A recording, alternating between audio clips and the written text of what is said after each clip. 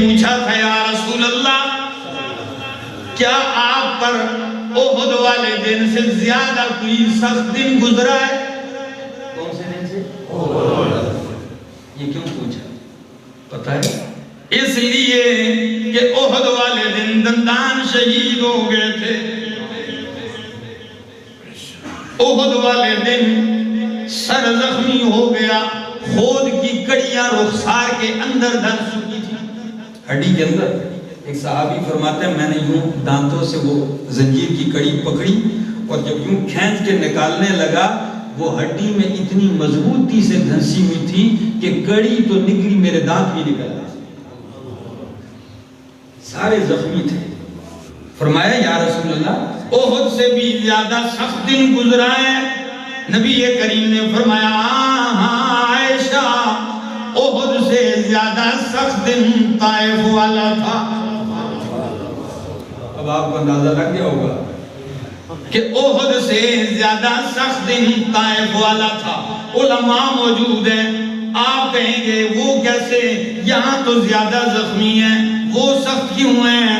وہ اس لیے سخت ہے کہ کسی عرب سیرت نگار نے جملہ لکھا ہے کہ رجل غریب وحید بعید عن اہلہ و وطنہ، بندہ اکیلا ہو، پردیسی ہو، مسافر ہو، خاندان سے بھی دور ہو اور پورا شہر آ جائے مارنے کے لیے، اس کے دل پہ کیا گزرتی ہوگی۔ اور عربی کا قانون ہے، قاعدہ کہاوت ہے کہ المصیبت اذا عمت خفت، جب مصیبت عام ہو جائے تو ہلکی ہو جاتی ہے، غم جب تقسیم ہو جائے تو کیا ہو جاتا ہے، لیکن وہی غم ایک پہ آ جائے۔ احد میں تکلیف زیادہ تھی مگر میں اکیلے نہیں تھا، 750 صحابہ میرے ساتھ تھے، وہ ہلکی ہو گئی۔ اور طائف میں تو میں اکیلا تھا، یہی وہ سخت دن ہے جب چلتے ہیں۔ فرمایا عائشہ جب میں نے یہ سر اٹھا کے دیکھا تو بادل کا ٹکڑا مجھ پہ سایہ کی ہوئے جا رہا ہے، ٹکڑا سایہ کیے ہوئے، جب میں نے یوں سر اٹھایا اسی ٹکڑے میں دیکھتا ہوں جبریل سامنے آ جاتے ہیں، السلام علیکہ یا رسول اللہ، میں نے کہا وعلیکہ السلام یا جبریل۔ فرمایا یا رسول اللہ، اللہ نے آپ کی ظاہری التجا بھی سن لی، قوم کا رویہ بھی دیکھ لیا، آپ کا زخمی بدن بھی دیکھ لیا، میں اکیلے نہیں آیا، آذا ملک الجبال، یہ پہاڑوں کا فرشتہ میرے ساتھ آیا، آپ اشارہ کریں ابھی پہاڑ ٹکرا کہ ان کو ریزے ریزے کر دیا جائے۔ اب ذرا دیکھیے عزیز علیہ معنتم، خود تو خون میں رنگین ہے، خود تو کی زخمی زخمی ہے، لیکن کیا کہتے ہیں لا لا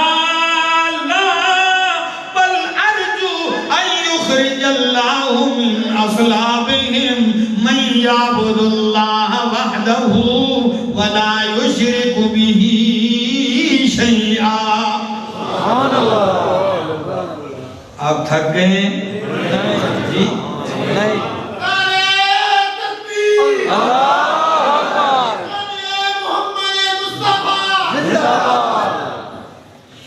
فرمایا اللہ میں نہیں چاہتا یہ تباہ ہو جائیں۔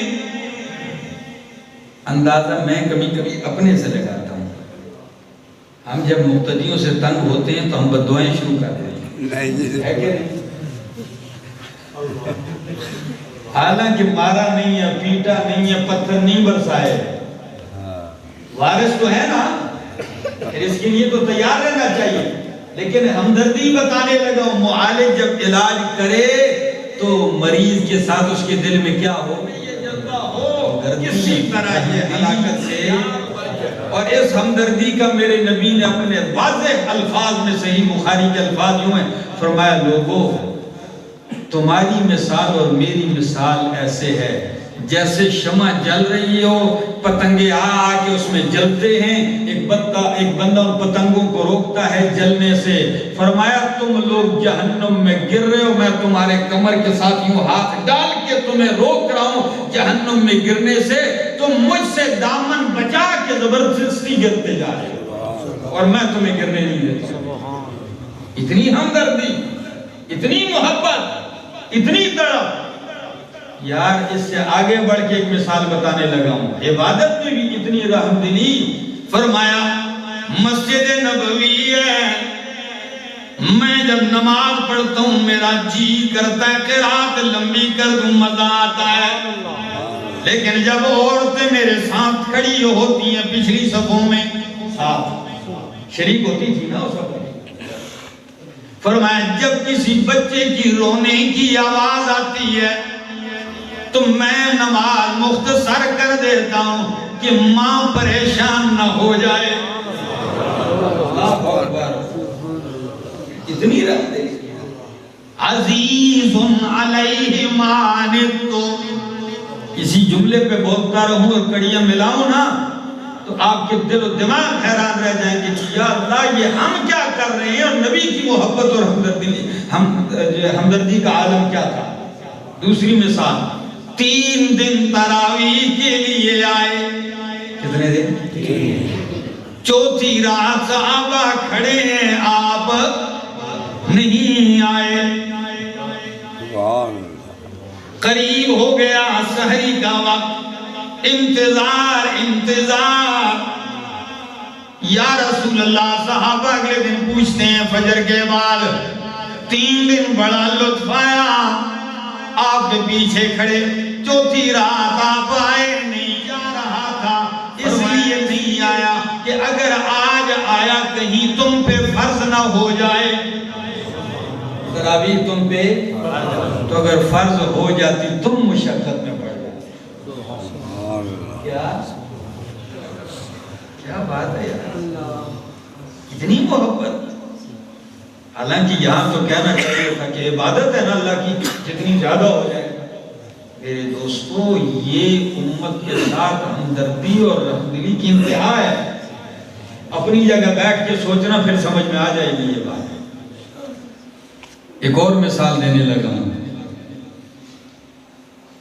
مسواک مشکل کام ہے جی، ایک من ہوتی ہے مسواک، یہ 20 کلو ہوتی ہے، انگلی جتنی ہوتی ہے پالش جیب میں آتی۔ کیا فرمایا؟ لولا ان اشق علی امتی، لولا ان اشق علی امتی لامرتهم بالسواک عند کل صلاۃ۔ اگر مجھے امت پر مشقت کا ڈر نہ ہوتا میں ہر نماز کے لیے ان پر مسواک فرض کر دیتا، حکم دے دیتا کہ مسواک لازمی کرنی ہے ہر وضو میں۔ لیکن یہ فرض لازمی اس لیے نہیں قرار دے رہا کہ تم کس میں نہ پڑ جاؤ، پھر لوگ کہتے ہیں دین میں سختی ہے، دین میں سختی نہیں ہے میرا دوست، بے دینی میں ہے، کے اوپر بھی سختی کا قائل نہیں ہے۔ جس پیغمبر کے پاس اونٹ آ کے شکایت کر جائے اور نبی علیہ السلام مالک کو بلا کے کہتے ہیں اللہ کے بندے یہ تیرا اونٹ شکایت کر رہا ہے میرے سامنے کہ میں بوڑھا ہو چکا ہوں، اب بھی مجھ پہ بہت جوانی والا ڈالتا ہے، چارہ کم ڈالتا ہے۔ نبی علیہ السلام نے مالک سے کہا اتقوا فی ہذہ البہائم، ان چوپاؤں کے متعلق بھی اللہ سے ڈرا کرو۔ اتنی ہمدردی، اتنی رحم دلی نبی علیہ السلام۔ اور یہ رحم دلی یہی نہیں، مثال دینے لگا ہوں میرا دوست سنیے، صحیح بخاری کی حدیث ہے، بیٹھے ہیں مجلس میں، قرآن کی یہ آیت زبان پہ آئی، کون سی آیت؟ سورۃ ابراہیم کی کہ رَبِّ إِنَّهُنَّ أَضْلَلْنَ كَثِيرًا مِّنَ النَّاسِ۔ سبحان اللہ۔ ابراہیم علیہ السلام کہتے ہیں اللہ اس بت پرستی نے بہت سارے لوگوں کو گمراہ کر دیا اے اللہ، اللہ فَمَن تَبِعَنِي، سبحان اللہ، فمن تبعنی فإنہ منی ومن عصانی فإنک غفور رحیم. جو میرا تابعدار ہے وہ مجھ سے ہے، جو نافرمانی کرتا ہے اللہ پڑھنے والا. پھر فرمایا عیسیٰ علیہ السلام کہتے ہیں ان تعذبوہم فإنہم عبادک. اللہ اگر تو میری امت کو سزا دے تو بندے جو تیرے ہیں تجھ سے پوچھنے والا کوئی نہیں، اگر تو بخش دے تو مہربان ہے. یہ دو آیتیں پڑھنے کے بعد فبکا رسول اللہ، اللہ کے پیغمبر رو پڑے، دونوں ہاتھ اٹھا لیے، فرمایا رب امتی امتی امتی.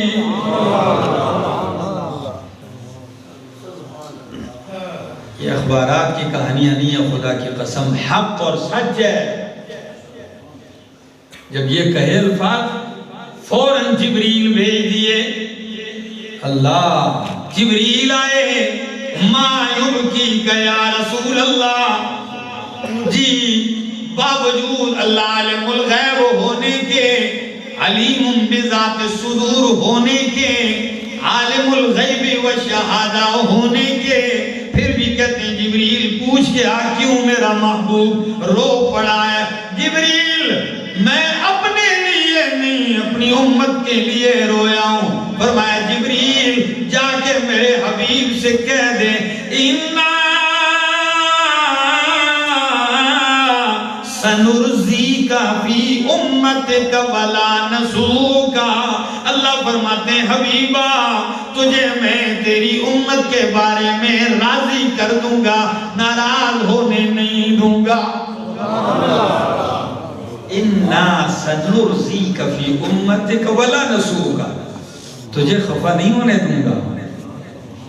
عزیز علیہ ما عنتم حریص علیکم بالمؤمنین رؤوف الرحیم. محشر قیامت کا دن ہوگا، میدان محشر لگے گا، سورج سوا نیزے پر ہوگا، زمین دماغ کھوپڑیوں میں کھول رہے ہوں گے، کوئی ٹخنوں گھٹنوں ناک سینے تک پسینے میں ڈوبا ہوا، کوئی پورا پسینے میں ڈوبا ہوا ہے، اور دن بھی 10 نہیں 20 سال کا نہیں 50,000 سال کا ہے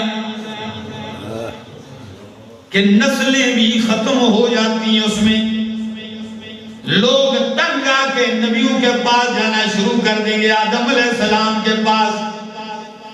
آدم آپ اولاد ہیں، ہم اولاد ہیں، بچے ہیں آپ کے ساتھ، آپ انسانیت کے باپ ہیں، التجا کیجئے بس جنت یا جہنم کا فیصلہ ہو، یہاں سے جان چھوٹ جائے گا. التجا کیجئے. آدم علیہ السلام کا جواب کیا ہے؟ بس 2 جملے یاد رکھنا، نبی کی عظمت سمجھ میں آ جائے گی اور ہمدردی بھی آ جائے گی، دل میں پھر غلامی کا جذبہ پیدا ہوگا. آدم علیہ السلام 2 جملے کہیں گے. پہلا جملہ لست لہا، صحیح بخاری کے الفاظ کیا؟ اس دن ایک دوست ہے میرا لاہور سے مجھے فون کرتا ہے، فون پہ جیسے میں نے فون اٹھایا سلام رو پڑا اور کہتا ہے لست لہا لست لہا. وہ بوڑھا تھا رو رہا ہے، یہ جملہ بھی کہہ رہا ہے، کہتا ہے لست لہا. میں گاڑی میں کہتا ہوں یہ کیا کہہ رہا ہے؟ میں نے کہا حضرت کس کے ساتھ بات کر رہے ہیں؟ پھر رو پڑا. کہتا ہے یہ بیان میں نے کہیں فیس بک پہ سن لیا، کہتا ہے مجھے تو اس نے جھنجھوڑ کے رکھ دیا. وہی جملے آدم علیہ السلام کہہ رہے ہیں لست لہا، یہ میری پوزیشن میں نہیں کر سکتا. دوسرا جملہ کیا ہوگا؟ لوگوں سے کہیں گے لست لہا، فوراً مالک سے کہیں گے رب نفسی نفسی. اللہ علیہ بس میرا. وہاں سے آئیں گے دوسرے نبی کے پاس، وہ بھی کہیں گے لست لہا. تیسرے کے پاس وہ بھی کہیں گے لست لہا رب نفسی نفسی. آخر میں عیسیٰ علیہ السلام کی باری آئی، اختصار کر رہا ہوں. عیسیٰ علیہ السلام بھی کہیں گے لست لہا رب نفسی نفسی، لیکن راستہ بتا دیں گے. کہیں گے اگر جا امام الانبیاء کے پاس، آخری نبی کے پاس جائیے، کام بن جائے گا۔ سارے آئیں گے نبی کریم کے پاس، جی التجا کیجئے، ہر طرف سے مایوسی ہے، ہر طرف سے انکار ہے۔ لست لہا رب نفسی، نفسی جملے یاد رکھنا، اب نبی کے جملے یاد رکھنا۔ نبی کریم فرماتے ہیں جب میرے پاس آئیں گے تو میرے نبی یہ نہیں کہیں گے۔ سارے نبیوں کا جواب کیا تھا؟ یاد کر لو کیا تھا؟ لست لہا، میرے محمد کا جواب ہوگا انا لہا۔ کیا؟ وہ کہہ رہے تھے لست لہا، ہم نہیں کر سکتے۔ نبی کا جواب فرمایا انا لہا، ہاں یہ میرا مقام ہے۔ پھر لفظ کیا ہے؟ فرمایا فَأَخِرُ لَهُ سَاجِدًا، میں جاؤں گا فَيُلْهِمُنِي رَبِّي مَحَامِدَهُ لَمْ تَحْضُرُنِي الْآن۔ اللہ اس دن اپنی تعریف کے ایسے کلمات میرے دل میں ڈالے گا جو کلمات ابھی مجھے یاد نہیں، اسی وقت ڈالے گا۔ میں اتنی عاجزی کروں گا، میں اتنے آنسو بہاؤں گا کہ اللہ کی طرف سے اعلان آئے گا ارفع رأسک یا محمد قل تسمع سل تعطا واشفع تشفع۔ میرے حبیب بس کیجئے، آپ کی عاجزی بھی منظور، آپ کی تواضع بھی منظور، آپ کے آنسو کام کر گئے۔ سر اٹھائیے، آپ بولتے جائیں ہم سنتے جائیں، آپ کہتے جائیں ہم دیتے جائیں، آپ مانگتے جائیں میں دیتا جاؤں گا، آپ اشارہ کرتے جائیں میں جنت دیتا جاؤں گا۔ کیوں؟ لیکن یہاں بھی فرق کر دیا، مت کہ کوئی سمجھے کہ حاجت روا مشکل کشا، نہ، عابد اور معبود کا فرق ادھر بھی کر دیا۔ یہ نہیں سر اٹھائیے جو جی میں آئے کر جائیے، نہیں، فرمایا سل توتا، میرے پیغمبر سر اٹھائیے، مانگنا آپ کے ساتھ اچھا لگتا ہے، دینا میرے ساتھ اچھا لگتا ہے۔ تجھ سے بہتر مانگنے والا کوئی نہیں، مجھ سے بہتر دینے والا کوئی نہیں۔ عزیز علیہ ما عنتم حریص علیکم بالمؤمنین رؤوف الرحیم۔ کیا اب بھی کسی اور کی غلامی کریں گے؟ یا اب بھی کسی اور کا طریقہ اپنائیں گے؟ اگر اتباع، آئیے نبی کی اتباع میں، غیروں کی فیشن، غیروں کی رسم و رواج پہ تو وہ چلے جن کا کوئی قائد اور راہبر نہ ہو۔ اللہ نے تو ہمیں ایسا رہنما دیا، اتنی ہمدردی، اس کی مثال کا اعلان۔ پھر بھی ایک بندہ کہے جی اسلام میں سختی ہے، اسلام میں فلائیں اور دین سے بدزن ہوتا پھرے۔